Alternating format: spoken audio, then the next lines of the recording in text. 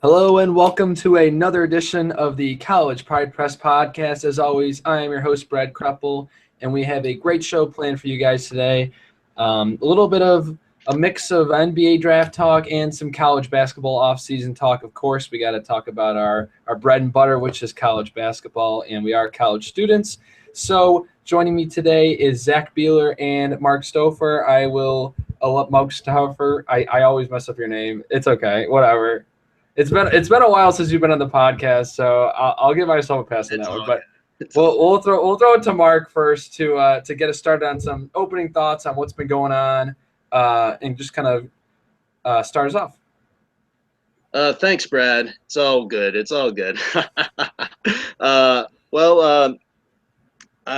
These past couple months, there's been a severe lack of college basketball games, which has been it makes you appreciate it all the more. And unfortunately, there hasn't been anything like the Olympics or the World Cup to distract us. So this summer is set to be a long, not very entertaining summer. So I've kind of had to scrounge for college basketball news. But on the bright side, for me personally, I graduated from Purdue a month ago, so that was nice. Finally, my opinion now means more because I'm a college graduate, not just a college student, and still a Duke fan even after this NCAA tournament. In fact, it will just strengthen my resolve. But yeah, very honored to be back on this podcast. Looking forward to discussing the draft and the current landscape. All right, Zach, we'll toss it to you. What's your opening statement thoughts? Yeah, I mean, Mark's right. It's been a while without college basketball. That Gonzaga UNC game seems like a long time ago, but no, the sport doesn't stop. There's been a lot that's gone on. I'm excited to discuss some of it and see what your guys' opinions are. All right, and let's hop right into it. Kind of the biggest news that has gone on over the past couple of days. The two biggest newsworthy items have been the Louisville sanctions coming down from their stripping ordeal for recruits and players, as well as Thad Matta out as the Ohio State coach and Chris Holtmann, the new coach. So let's start there with the new coach at Ohio State is now Chris Holtmann. What were your thoughts on Thad Matta being fired at this late in kind of the offseason, as well as the hiring of Chris Holtmann? We'll throw it to Zach first. Yeah, I mean, it's very odd to see one of the Power Five, let alone a team like Ohio State, a program like Ohio State, be without a coach in the month of June. But there they were. I don't know what changed so suddenly with their AD that made them decide that Thad wasn't the man right there. I don't know why they couldn't have done that a couple months before once the season ended. But they called it, I think, a mutual decision. It didn't seem like it at all. It seemed like Thad was kind of forced out, which is sad to see because although he hasn't had his best years recently, he did lead them to 2 Final Fours and almost won the national championship when they had Greg Oden and really recruited well. Toward the end, I thought he was underrated as a coach because he didn't have his best seasons, but he still did a great job there, and sad to see him go. But if they turn around and hire a guy like Chris Holtmann, who's done some fantastic things at Butler. He took a wild journey to making $3 million a year at Ohio State, but he's there now, and I think it's a pretty good hire. If they were going to fire Thad, hire the guy who's made 3 consecutive NCAA tournaments at Butler, made the Sweet 16 this year. I mean, the resume speaks for itself. He already flipped one of his top 100 recruits from Butler to Ohio State, who's an Ohio guy. He's talked about locking down the state of Ohio, which is key because there's so much talent there. So I like the hire a lot, and all things considered, it went pretty well for Ohio State, considering that a couple days after they fired Thad Matta, it seemed like they were caught in no man's land. Yeah, I thought for the timeline in which they fired Thad Matta, they really did well bringing in Holtmann. I did not think a guy like Holtmann would jump on his recruiting class that was kind of arriving on campus as he was interviewing. So very sticky timeline there, but he was able to flip some of those recruits. Mark, what were your thoughts on the decision to fire Thad Matta? Well, we all know that Thad Matta had not had his best seasons the past couple years, but it still was unprecedented. I can't think of a time in recent memory where a coach was forced out this late in the offseason without either an in-house replacement or being forced out because of a scandal. So it was quite astonishing. I thought it was a really bad break for Thad Matta, who I thought even with the declining performance deserved better than to get axed in June. But I think Ohio State did a tremendous job. I thought they would have to promote an assistant coach, but getting Chris Holtmann was a big accomplishment. And Holtmann has had experience with adversity. When his taking over the Butler job was also abrupt when Brandon Miller, the previous coach, went on indefinite leave of absence due to illness, and Holtmann had to take over immediately. And yeah, his accomplishments speak for themselves. 3 straight tournament berths, the furthest Butler's gone in the tournament since their 2011 Final Four run. And I think all in all, for what happened, Ohio State turned out pretty well. I think they turned out very well. Yeah, I think Ohio State really did well by hiring Holtman. I think he's going to do a good job. He's very familiar with the Midwest recruiting scene, so I think he's going to do pretty well there. I think the real losers of this entire thing is the roster at Butler. You know, they were returning a big bulk of their core, and they had a great recruiting class come in, which a few of those guys have stuck around, as well as a young guy like Joey Brunk, who really had gone through some tough times with his family, and was looking forward to finally getting back on the court and playing basketball for Chris Holtmann, and that's not going to happen. So I think the Butler roster is going to be, it's going to take a few years to kind of recover, because those guys aren't going to be too happy about Holtmann kind of jumping ship so soon. I'll throw it back to Zach real quick. What do you think of Lavelle Jordan taking that Butler job? Yeah, I mean, it seemed like he was kind of their guy from the beginning of the coaching search. I mean, he served as an assistant coach there. He's got assistant coaching experience in the Big Ten. So he's coached at a high level. On some pretty good teams, especially for Michigan. He was on that NCAA runner-up team as an assistant. The thing that kind of sticks out to me, which it might not be that big of a deal, but he's only got 1 year of head coaching under him. Which, like I said, might not be that big a deal. He coached under, some pretty good coaches, saw how it was done. But Milwaukee didn't have a great year last year. Granted, you can't do much in year one. You kind of, work with what you have. But that would be my main reservation. That we haven't really seen how he can recruit as the main guy. But he's a young coach. Seems to have already hit it off with his players pretty well. So I mean, my first instinct is that they did a good job. I guess we'll wait and see, because he's kind of unproven. But I would not be surprised at all if Butler, continues on without skipping a beat. Yeah, Mark, do you think the same thing is going to happen that Zach's predicting here? They're going to kind of keep going on the same path. I think it'll.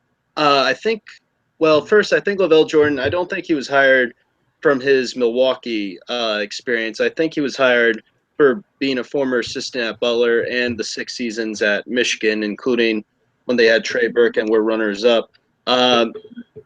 We don't really know much about Lavelle Jordan's coaching style, which is could be a good thing.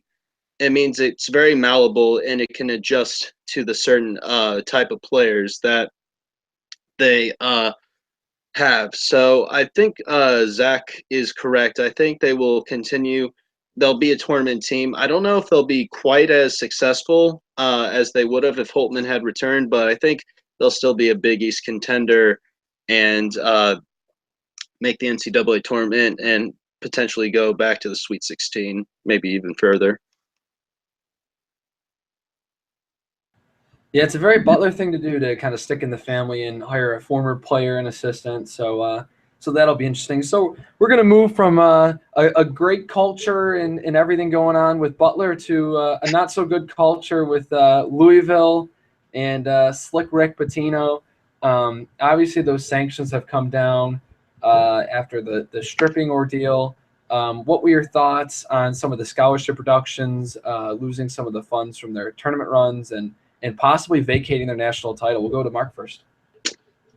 Honestly, I thought the sanctions were pretty appropriate for the crime. I mean, I think you just simply cannot give prostitutes to recruits. There's a lot of even on even on like I mean it just is inappropriate to do it on a collegiate level, and I think it sets a precedent. There's never been a college basketball title vacated before, and this is quite possibly the first instance if 2013 goes. And another big thing I found with this case is they didn't rule that Rick Pitino knew what was going on. They didn't they didn't conclude that he knew anything or not, but they ultimately ruled it didn't matter, that he was still that Louisville still did wrong and were going to be punished. This will set a large precedent, I think, for cases showing that, one, they're not afraid to take away titles, and two, that the head coach not knowing is no longer a safety net. Now, of course, Louisville still can appeal. We'll see if they can keep their championship or not, but this case can be a precedent-setting case for future NCAA rulings, particularly for schools that are looking to have scandals resolved. UNC, of course, being the big one, but other scandals will almost certainly prop up in the future. All right, Zach, what were your thoughts on these sanctions? Yeah, I mean, I could see where Mark is coming from, that got the sanctions right, but I mean, honestly, I think they're lucky not to avoid another season of banned postseason play. I know they had their self-appointed one a few years ago, and I'm sure that influenced the NCAA in this ruling. But Mark said it. This is something that you just can't do. You know, not even just at the collegiate level, but ethically, morally, it's just, I mean, not right. And the fact that the NCAA didn't, you know, give them a hard punishment by canceling this postseason for them, assuming that they're good enough to make it, is something that I think they're incredibly lucky for. You know, I can see, you know, that they don't want to come down too hard, especially on a team that brings in so much viewership and money and stuff, but that shouldn't be a consideration. And, of course, they'll say it's not, but I have a tough time believing it is. I mean, I think that if the lesser school, other than UNC, had the same scandal, it might be resolved by now. It seems like they're kind of dragging their feet on it. So overall, I mean, I don't really agree with the ruling as much, but it is what it is. It'll be especially lucky if they keep that NCAA tournament. I'm not a big fan of punishments like that. Even if they do take it away, fans still remember it. The players played in it. The coach coached it. Everyone still experienced that championship. So if they have to take the banner away, so be it. But we all know that they won that thing. So, overall, you know, they got punished. I think it could have been a little harsher. They got off a little lucky, and you know, we'll see how this appeal turns out to see if they really lucked out on it. I think it wasn't enough. I think the scholarships is really nothing. I think it should have been more money that they should have had to pay back. That, you know, it's obvious that Louisville basketball brings in a ton of money. You know, I think if you fine them a hefty price, it really doesn't hurt the current players. You know, they're still going to get scholarships, and I really don't think it's going to hurt that athletic program. But I think that there will be scars if you make them write a really big check, and you know, coaches will think differently about, you know, walking that line of, you know, fair or foul. You know, next time if they know that, you know, hey, you know, we're going to have to write a really big check to the NCAA for doing something bad like that. So I think it's not going to be – I don't think it's enough, because also they're going to appeal it and it's going to go way down, especially the Pitino suspension. I think that's going to go back to the non-conference schedule, where he's going to be missing games against Savannah State and, you know, these like ridiculously horrible schools. So I don't think it's enough. but it'll be interesting. I think, some of the Louisville fans are really outraged, but you kind of had it coming. And I do think Mark had a good point that it really did not point the finger at Pitino for saying, he knew, because, he had to have known with that kind of money that was thrown around. But that was the one thing that they really didn't do is say that Pitino knew. And I think that there should have been evidence, that they should have found evidence that says that. Zach, do you want to hop back in with something? Yeah, I mean, kind of on that same note about Patino, I think he might be one of the ones that got off the left this year. I mean, I understand he's got that 5-game suspension, but in the grand scheme of things, that'll probably be reduced down, like you said, to just regular games where they're going to play some cupcakes, most likely. As a head coach, I just don't understand how you do not see this going on in your program. You're around every day. You're the one in charge of recruiting. You're the one in charge of your assistant coaches. I mean, you're around the university. You have a lot of pull. You see everything. I don't know how Andre McGee, the head coach, or the assistant coach that pulled this off, I don't know how he went unsupervised in this situation. And I understand the NCAA didn't find any evidence that knew about it. But I just find that very hard to believe. And I think he personally got off pretty lucky here. Yeah, Mark, real quick to wrap us up. Yeah, just real quick. Yeah, I do agree with you, Brad. I think the suspension will ultimately be brought back down to non-con. I mean, we all remember when Jim Boeheim was suspended. It was initially supposed to be 9 ACC games, but then they suspended Larry Brown for just 9 regular games, and Syracuse was like, what the heck? And so the NCAA had to backtrack and just start a suspension non-conference. So ultimately, the precedent's been set for non-conference. So even though he should be suspended for the big games, he won't be. But in terms of, obviously, financial losses should be financial concessions should be big. But I do think the primary reason, obviously, these recruits do this they do this illegal recruiting is for the titles and for the. So I think even if the memories were there and all of that, I still think taking away the title isn't meaningless. I think that it's sort of like, I mean, we saw it all the time with like Lance Armstrong getting his Tour de France titles revoked, and same with Floyd Landis. I mean, basically all the cyclists of the past 20 years. There is even if the memories are still there, there's the reputation is still very much tarnished. Like no one looks at them say like, hey, these titles were great memories. Hey, these titles were gained illegally. So even if the memories are still there, the sterling reputation and cleanliness of those teams is not. Yeah, and I think taking down those banners means a lot to some people as well. All right, next topic we're going to talk a little bit about is the Cam Johnson, mishap. I don't even know what you want to call it, fight with Kevin Stallings, but he's finally allowed to go to UNC as a grad transfer and be eligible to play. Just get your quick hits on this. Mark, what are your thoughts as he's moving to your rival here? Well, Pitt is filled with morons. Let's just get it out there. I mean, they completely boggled this. For one, I mean, this is he graduated. You can't. This isn't like in the pros where you can make sure your best players aren't traded to your rival teams. Like you can't control where he's going. He's a student. He's allowed to choose. But even like when they decided, Cam Johnson, he has 2 years of eligibility remaining. What Pitt tried doing, saying that you can transfer to UNC, but you can't play immediately, is completely against NCAA rules. You can't restrict a grad transfer from playing. He has to play immediately. I think this will be a warning. This case was downright bizarre. Reflected very poorly on Pittsburgh, and as much as it'll hurt to see Cam Johnson play for UNC, I'm glad he was able to go to the school that he wanted to play for.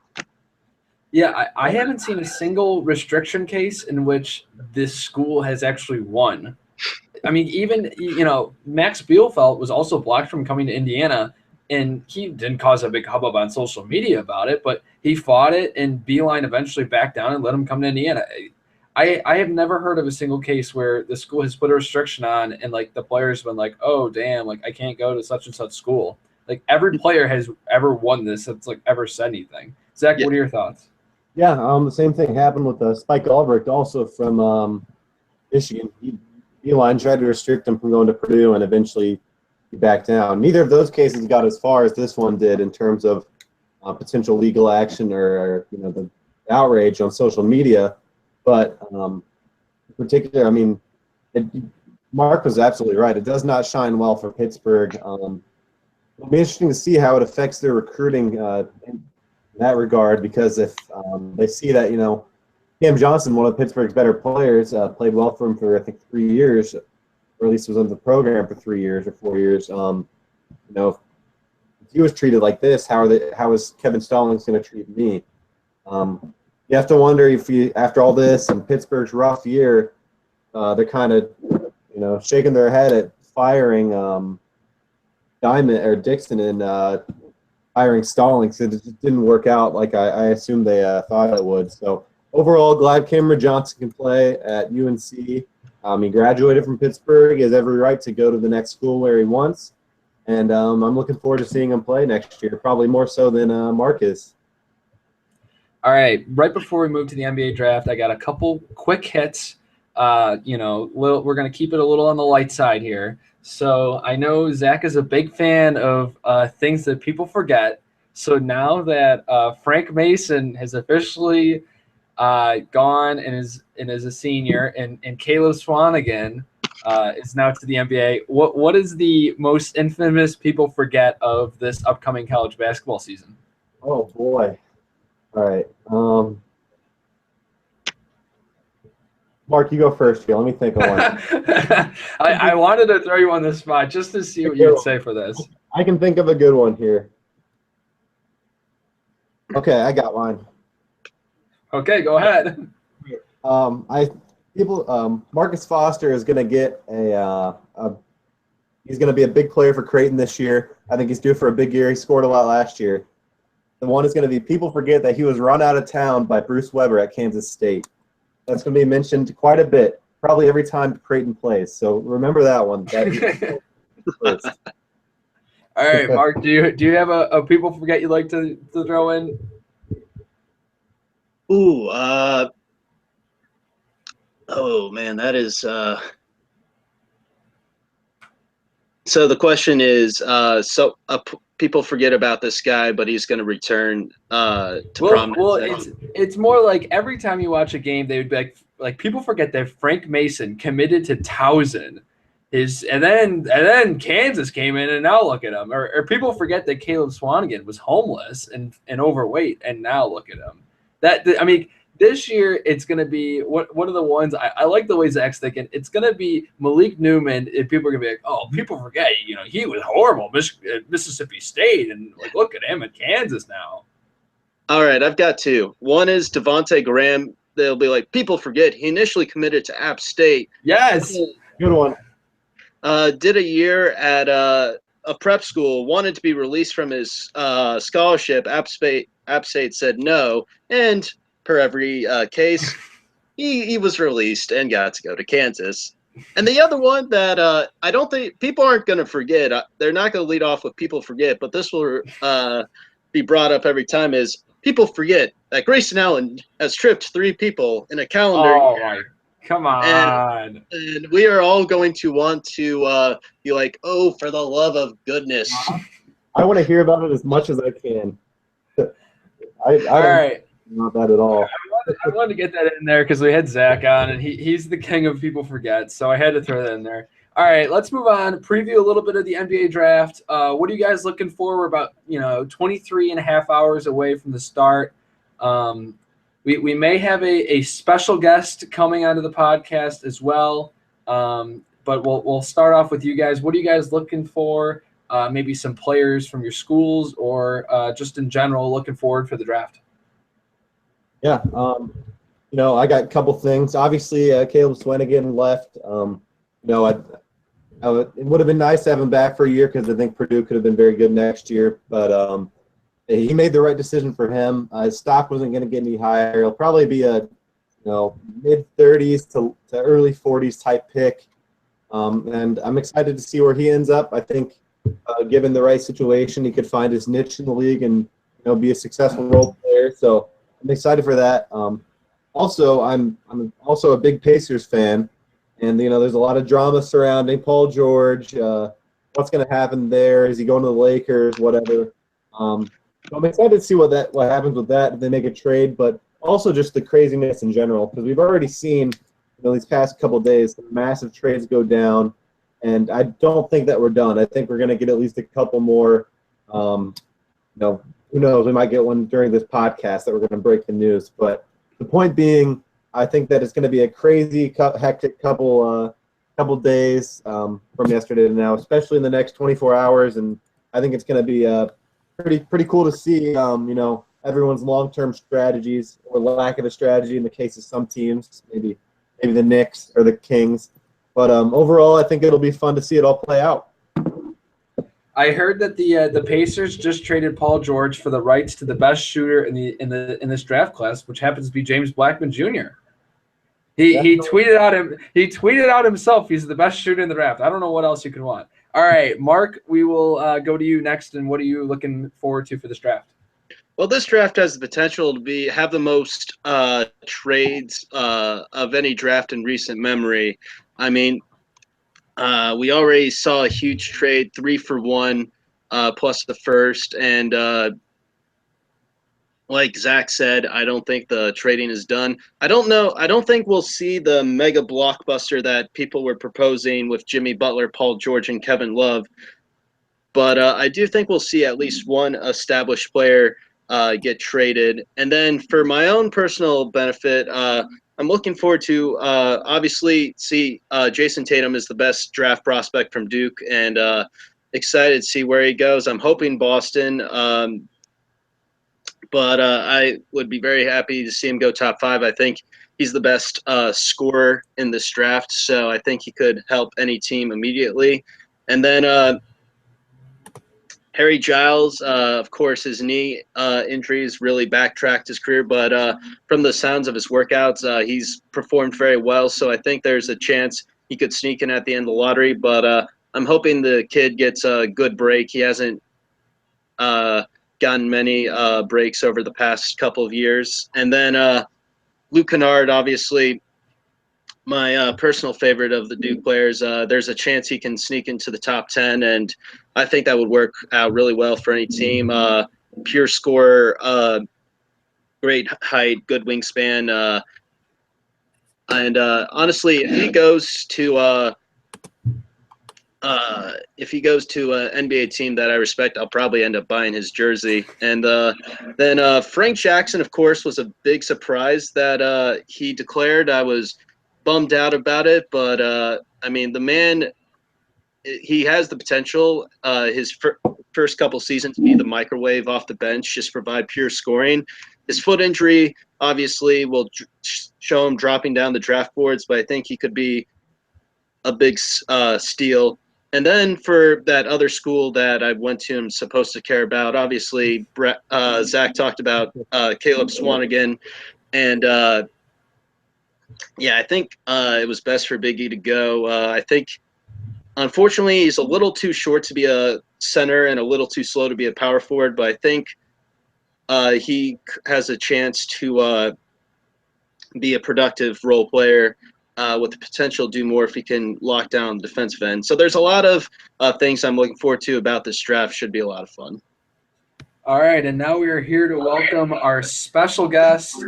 Just joining in, we let him out of the mock draft bunker, the Joe and Artie style. Brett Siegel's joining us. So, Brett, we got you on here to talk a little NBA draft stuff. So what are you looking forward to tomorrow night or tomorrow during the day with all these trade rumors flying around? Well, the number one thing I'm looking forward to is hoping that all the trades before the draft starts are done That way I don't finish my mock draft and then all of a sudden we see 3 trades come through and completely bust everything. So hopefully we're done with all these big trades and trading picks for now. That way everything can kind of settle in a little bit. But what I'm really looking forward to is the excitement of the draft. I mean, we're going to be seeing something that we haven't seen in a while, a load of talent coming into the league tomorrow. And then there's bound to be a few trades during the draft like there were last year, but we're going to be probably seeing some big role-playing names moving out, like Ricky Rubio and Wesley Matthews right now being rumored about being in a trade the Mavericks and Timberwolves about Wesley Matthews and the number 9 pick going to the Timberwolves for Ricky Rubio and the number 7. They're kind of at a stalemate right now. Talks are circulating around those guys, so that's the most up-to-date draft talk. But yeah, like you guys were mentioning earlier with Paul George and Jimmy Butler possibly moving, by the end of tomorrow night, one of those players could be in a New Jersey. So that should be something really interesting to watch for. Yeah, it's going to be pretty crazy. I think the next 23 and a half hours are going to be absolutely nuts. There are some huge names being thrown around in trade talks. So it'll be very interesting to see who actually gets dealt and who's just kind of a rumor. So let's kind of go and I know we've talked about a few specific players, but let's go a little bit more in depth and talk about maybe a specific player that you're really looking forward to see where he lands. So we'll start off with Zach. Which player are you kind of looking forward to see when he comes off the board? Yeah, that's got to be Luke Kennard for me out of Duke. I'm sure Mark will be happy to hear that. But he seems to have risen all the way from, I think, the first mock I saw him in, maybe the mid-20s. And now I'm hearing, I saw a report that said the Knicks could take him at 8, which is a massive rise up the board. I think people are going to be impressed with this shooting. Obviously he's great at getting into contact, especially moving to his left. His athleticism isn't fantastic, but he moves pretty well, and I think that he'll be able to find his place in the league. I just have to wonder, if he does go to a place where they aren't going to give him a little time to find his way there, because obviously the game's going to move a lot quicker. It's going to be a little different finding your shot. Hopefully he, goes to a place where he's going to be able to have that time to move into a more of a scoring role, maybe come off the bench at first, then move into that. So it'll be interesting to see where he goes, the potential fit, how a team views him. But I just think it's been pretty crazy seeing how fast he's climbed up the boards, and I'm sure he'll be ready to prove that he's worth it. All right, Mark, player that you're looking forward to. I'm going to pick a not Duke player for this one. I'm going with Dennis Smith Jr. of NC State. I think with so much talk on Darren Fox, Lonzo Ball, and Markelle Fultz, Smith Jr. has kind of been left out of the talks. And I don't know if that's quite fair. He showed a remarkable rebound from a torn ACL that he suffered his senior year of high school. He posted really good stats at NC State. He showed great driving ability, natural scorer, and great passing. His assist number, like Fultz, his assist numbers would have been higher if his teammates had been actually able to make their shots. And I think Smith can step in and be maybe not the day one point guard, but in a draft where a lot of the top teams are looking for a point guard, I think he'll be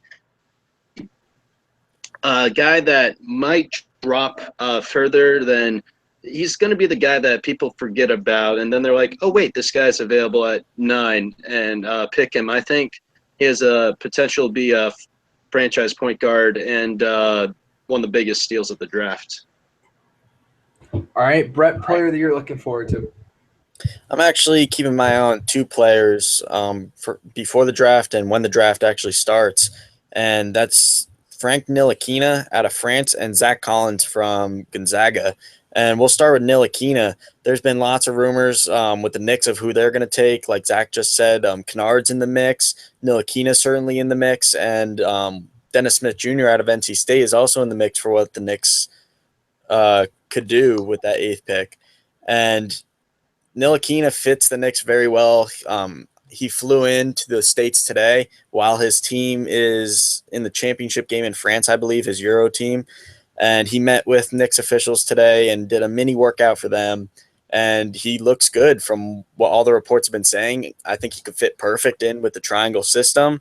But then the Mavericks hired his European coach to coach their summer league team, and they're all in on Ntilikina. So we could possibly see a trade between the Mavericks and the Timberwolves, like I was just discussing, about the Mavericks hopping one in front of the Knicks to try to draft Ntilikina. So that should be interesting to see where he ends up. Both teams that really need a sturdy point guard to lead their team. And then Zach Collins, I've had him slotted in at 10 on my mock drafts going to the Kings for a while, but there's also rumors about him moving up in the draft as well and teams moving up for him from lower picks. So it should be interesting to see where he goes as well. Yeah, I'm gonna stay home a little bit here. I'm looking forward to see where OG Anunoby ends up. He is one of those mystery guys of this draft that he played a year and a half at Indiana, but his freshman year he really did not play that much, and his offensive stats were not very impressive.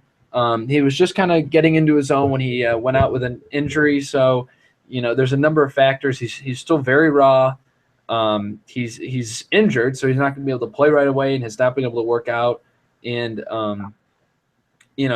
he has a ton of upside. So I think that the combination of those three, leave him to ranging from anywhere. I can see him ending up in the lottery, in the early teens, but I can also see him kind of slipping down into the 20s, and a team waiting for him that could maybe hop back in and wait for his development a little bit. So I think OG is a guy that is going to be very interesting to watch. He is going to be attending the draft, so it'll be very interesting to see where he ends up and which pick and team takes him.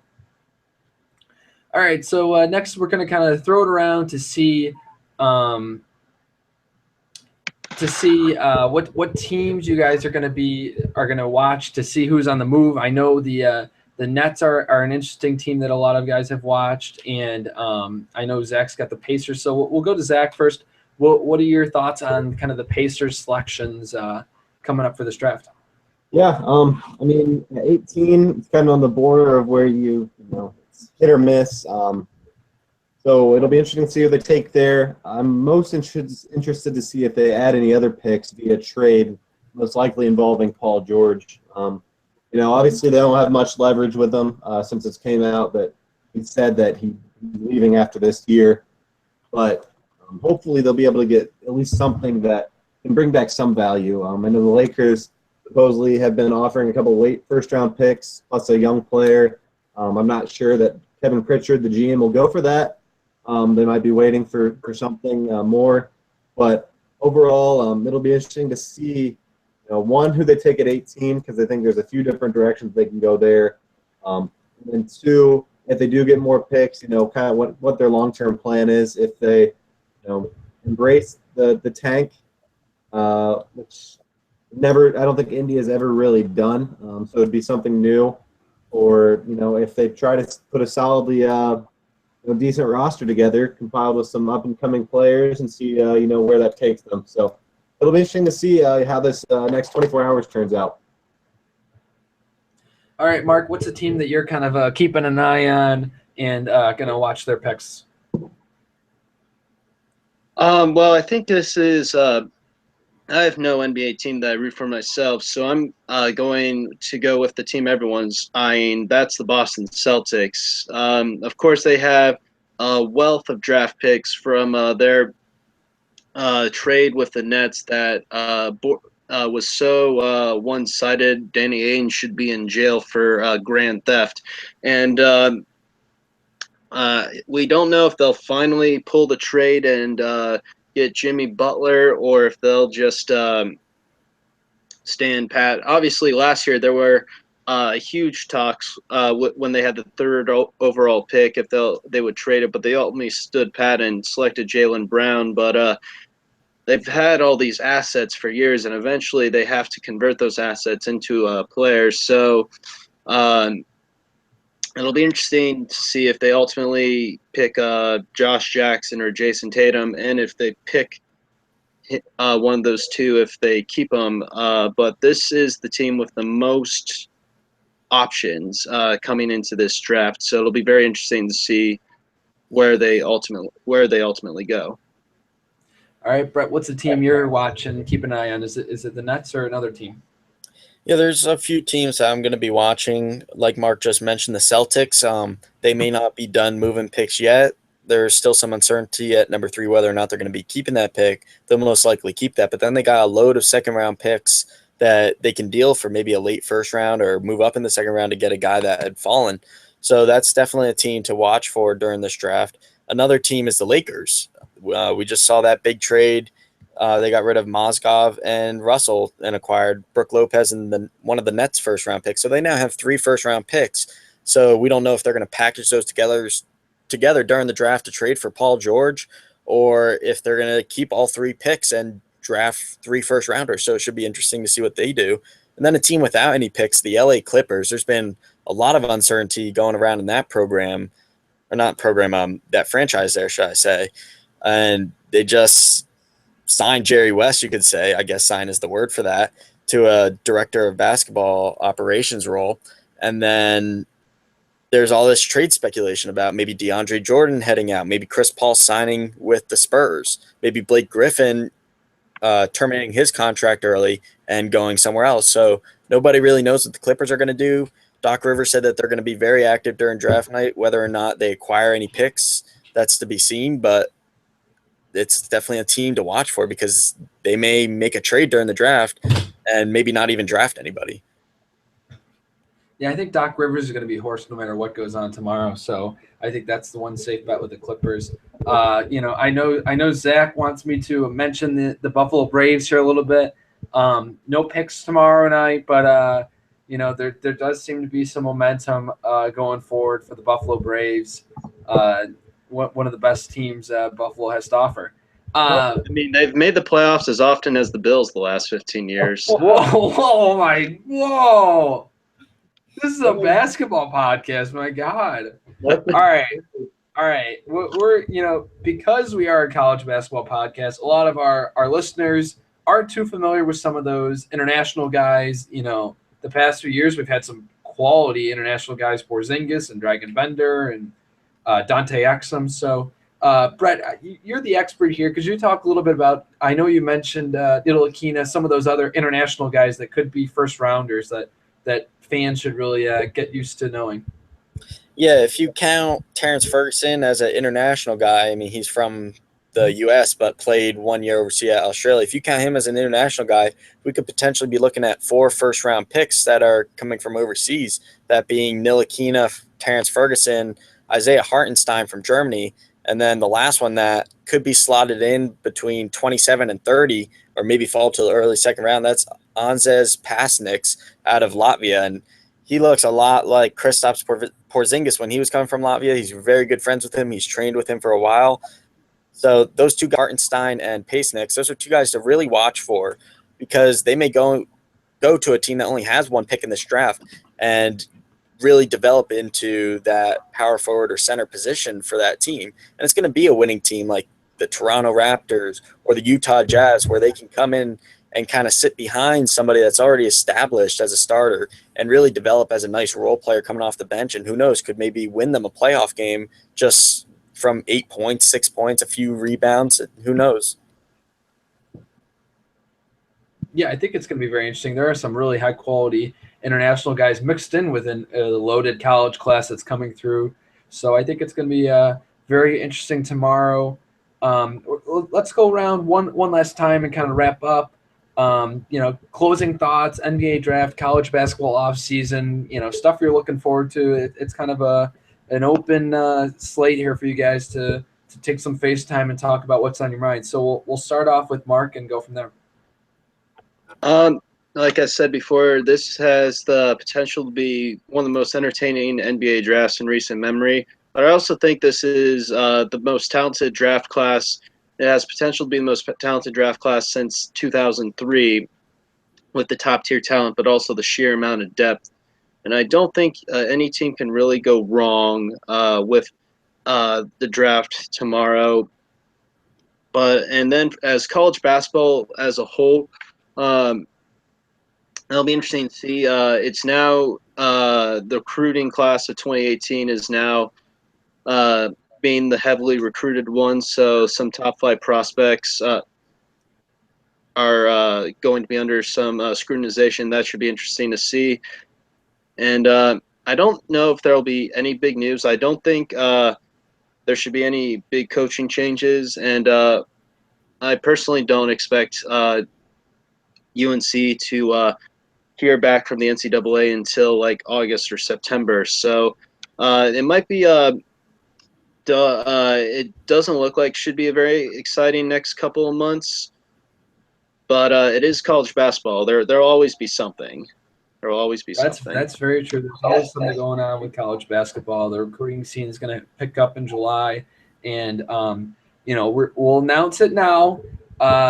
There's been a group of writers for CPP that's been working on a recruiting ranking for the next couple of years, recruiting, and so we are wrapping up that content, and that will be posted in July once the recruiting scene gets going. So keep an eye out for the CPP first ever recruiting rankings as we start to build out the site that way. Quick plug there, but we'll go to Zach next. Kind of what's on your mind, closing thoughts? Yeah, there are two things. Mark talked about it being summer, but Purdue basketball still has a few things going on. The first being Carson Edwards getting a tryout for the U19 USA team, which is pretty cool. He made the first round of cuts. Calipari is the head coach, so pretty cool that he gets to get some coaching from a guy like that. It can't hurt that Matt Painter is involved with USA basketball. Vince Edwards got a look a couple of years ago. Caleb Swanigan obviously played on the team. So that can't hurt as to why he's getting a chance there. But by all accounts, he's been impressive. And no matter what, he gets to play with some top-notch guys. So that's pretty cool to see. And the second being Purdue is actually selected to represent the USA at the World University Games this summer. Kansas represented last year. But it's pretty cool that we'll be able to see, or I'll be able to see, I don't know if Brad's as excited as I am, see Purdue play, not during the season, gives them some more games against some foreign competition that should be still fairly tough and have some good players on it. So, either way, whatever happens, it'll be some good competition and good to see the team grow, a little bit before the season actually starts. Of course, always talking about how great it is to see Purdue in the offseason. Absolutely ridiculous. I don't think anyone wants to see Matt Painter pacing any sidelines anytime soon. So, he'll be the main pacer in the Big Ten now that Green's gone. Someone's got to tear up the sideline there. So, oh dear God. Well, we got like 154 days until college basketball's back, so just keep that in mind. All right, Brett, our special late guest. What is your closing thoughts as you jumped in for just the NBA talk here? Yeah, I'll close with two players that names have been circulating about on the rise on a lot of teams' big boards, maybe peeking into the late first round, very early second round, and that's Derek White out of Colorado. He's a combo guard, 6'5", 200, senior, just graduated from Colorado, and a very good combo guard shooter, kind of like how Markelle Fultz is a combo guard shooter. Obviously not as good of a shooter as Markelle Fultz, but he can easily find his way onto a 15, 12-man roster and be a nice player coming off the bench for years to come for a team picking maybe early second round. And like I said, maybe late first round, maybe a team with multiple picks will take a jab at the combo guard. And then the second player, a lot of UCLA fans will remember him. That's Jonah Bolden out of Australia. He's been picking up tremendous steams from a lot of teams, and I've been hearing that the 76ers are interested. I saw that the Hornets, who recently acquired the 31st pick, are interested, and possibly the Lakers too. And one of those late picks are interested in Jonah Bolden. And he's a tremendous rebounder, very quick in transition for a 6'10 guy, very nice vertical, and there's no really identity for him. So he'd come in and pretty much do whatever a team wants him to do. So those are two guys that are on the rise. Look for their names to be called late first round, early second round, like I said, tomorrow night. And as for tomorrow night, if there's any more questions leading up to the draft, feel free to tweet us at EDU College Pride Press, and we'll get back to you on those. But, yeah, it's going to be such a great draft tomorrow.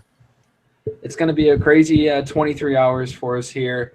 Brett's going to be releasing his top 20 for both all of the college classes and top 20 for each position as well. So look for those as they're going to be released periodically throughout the day tomorrow. Also, during the draft, I do want to put a plug for Woj, ESPN. You know, those picks are way behind. Woj knows them way before. Watch them. And former IU coach Tom Crean will also be doing analysis there. So that's a lot of fun.